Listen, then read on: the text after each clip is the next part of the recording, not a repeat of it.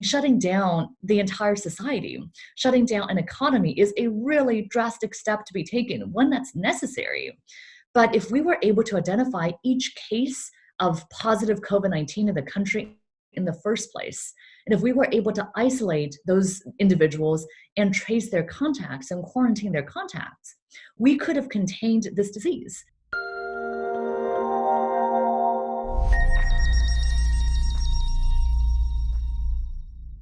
Dr. Wen, thank you so much for joining me today. I have been looking forward to talking with you. We met a few years back when I moderated a panel that you were on during your tenure as health commissioner for the city of Baltimore.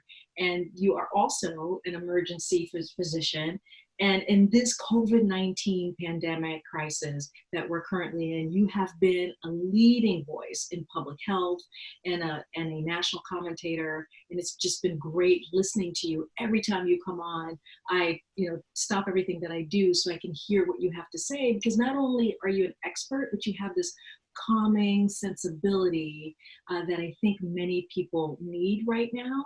How do you think the healthcare system and cities are doing to combat COVID-19?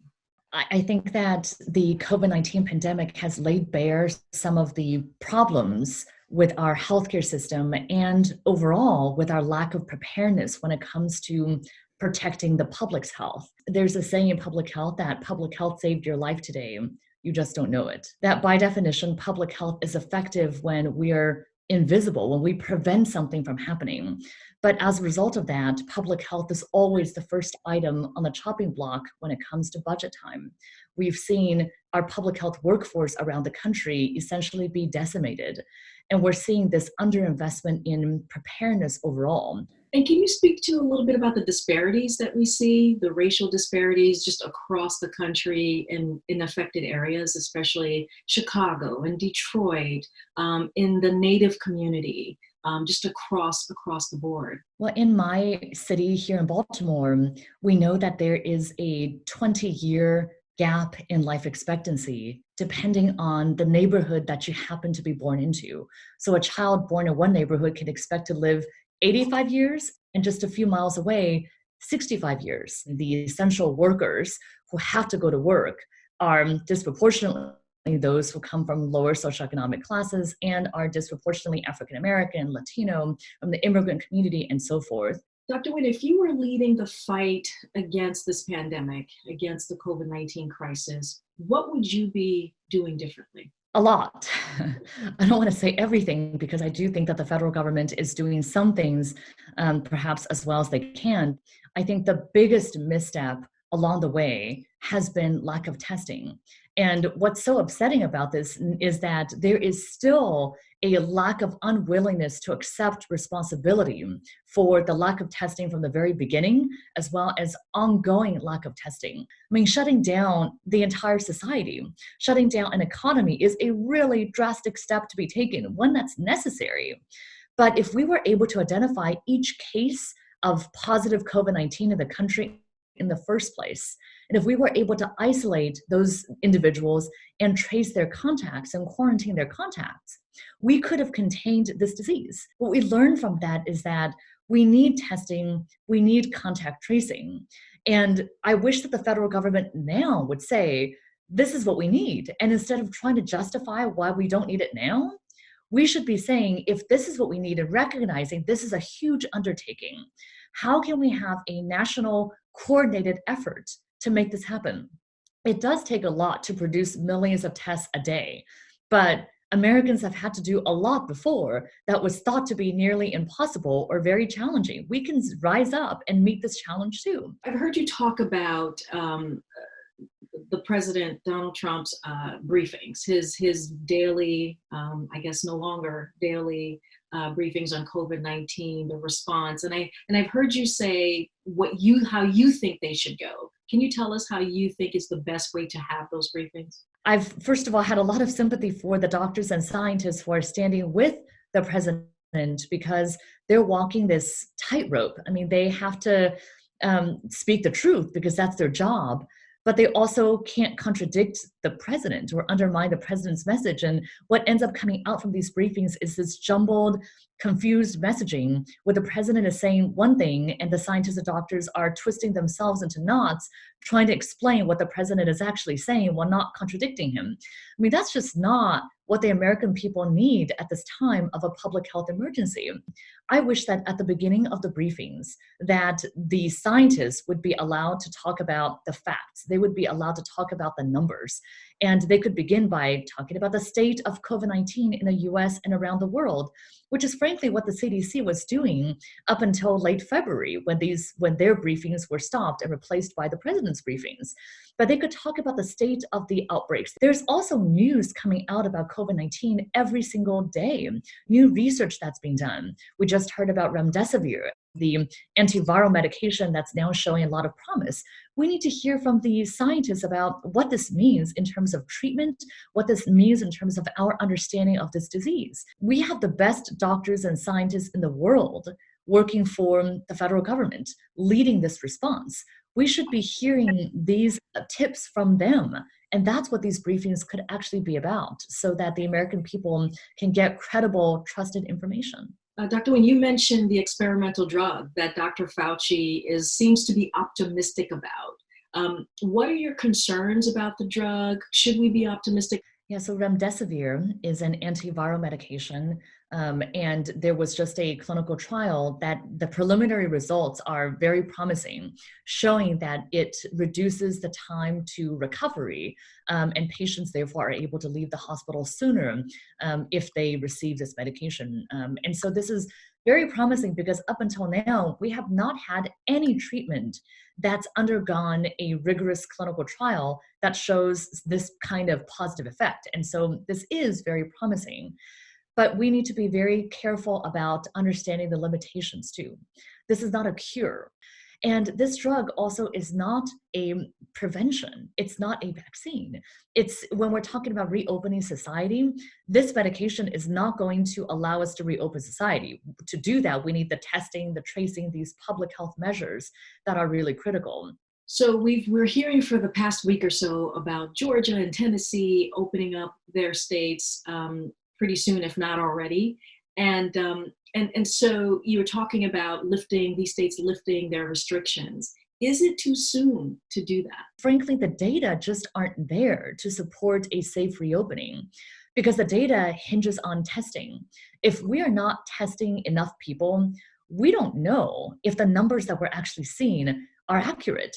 There may well be outbreaks that are just simmering underneath the surface that we don't yet know about, because we don't have the testing to tell us that we should be certain of our numbers. The openings in Georgia of salons and tattoo parlors and massage parlors, I mean, I don't understand how these services can be classified as essential, and also how workers and clients can protect themselves and do social distancing while getting their haircut or their nails done. And so I just really worry that we are going to see a rise in the number of cases.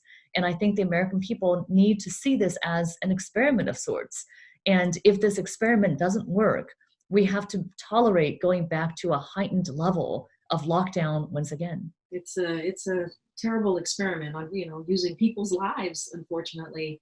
And speaking of people's lives and saving people's lives, a top New York emergency doctor who treated COVID-19 patients and recovered from the virus herself sadly committed suicide recently.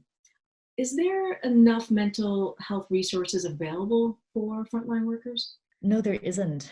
And I'm so glad that you brought up this issue as we're coming into May, which is Mental Health Awareness Month. I mean, we have to see mental health with just as much urgency as we see physical health.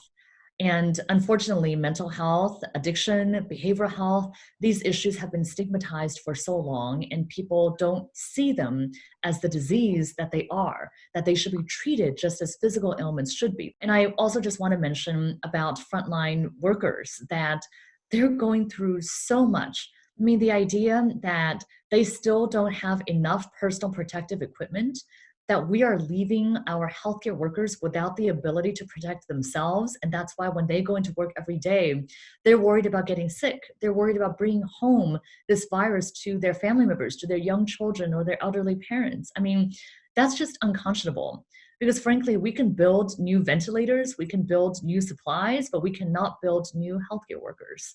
And I really worry about where we're leaving our healthcare workers. We're leaving them ill. Thousands have already gotten infected with COVID, and we're leaving them without the supports that they need to process frankly, the trauma that they're going through every day by being on the front lines.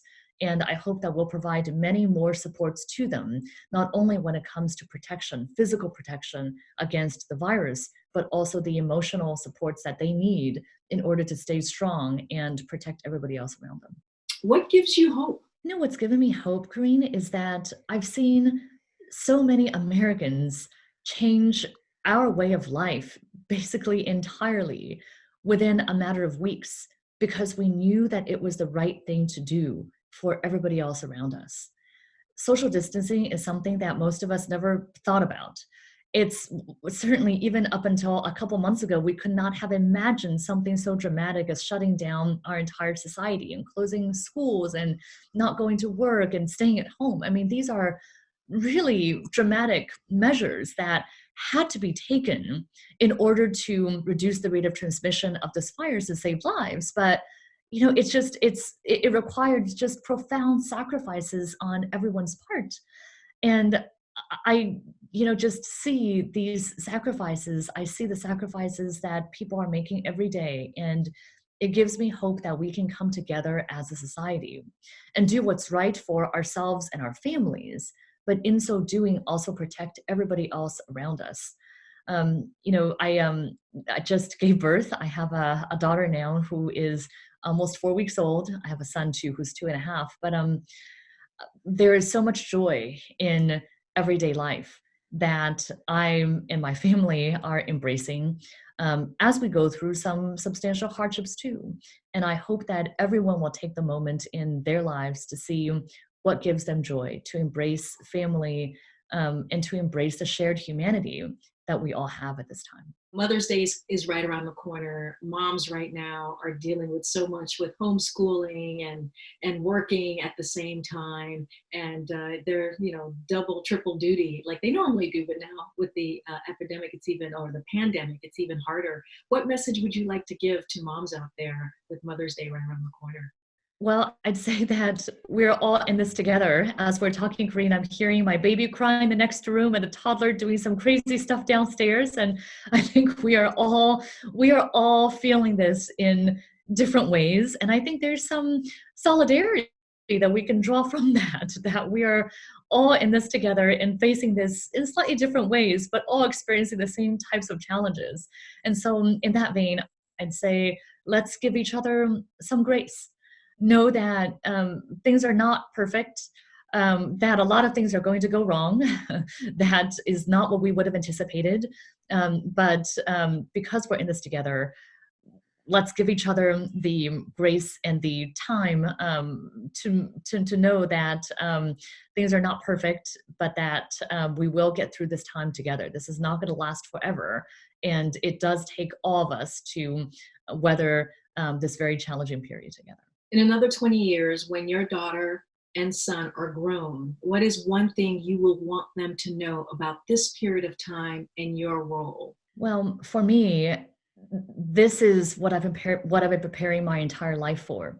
As an emergency physician, as a public health official, we've been preparing our entire lives for something like this. Just we never thought that this quite would happen. And so I would want my children and everyone to know that none of us are on the sidelines here. We are all on the front lines because that's our obligation to our patients, to those that we serve, and each other. Thank you so much, Dr. Wen, for spending some time with me. I really appreciate it. Please, please keep your voice going. We love your calmness, your expertise. It's always great to see you, my friend. Thank you.